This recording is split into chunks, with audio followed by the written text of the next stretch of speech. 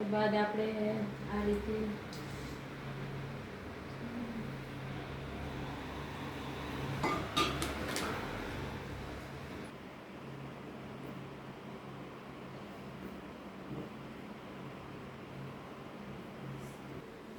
આપણે ચૂલા કાલ ઠાર્યા હતા તો હવે ચૂલાની વિધિ પેલા શીતળામાં કરી.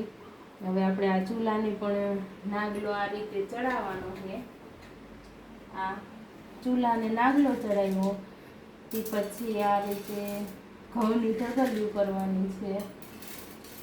4 ઘઉંની ઢગલી કરવાની, 4 ચોખાની, એટલે ગમે એટલી કરી શકીએ પણ આ રીતે કરવાનું છે. હવે લેવું આપણે ચોખા. આ રીતે એ ચોખા, કંકુ ને ઘઉં એવી રીતે 3 વચમાં થઈ જાય. આ રીતે આપણે ચૂલો શણગારી દીધો છે. હવે કપાસનો છોડ અને ઈ મૂકશું વચમાં.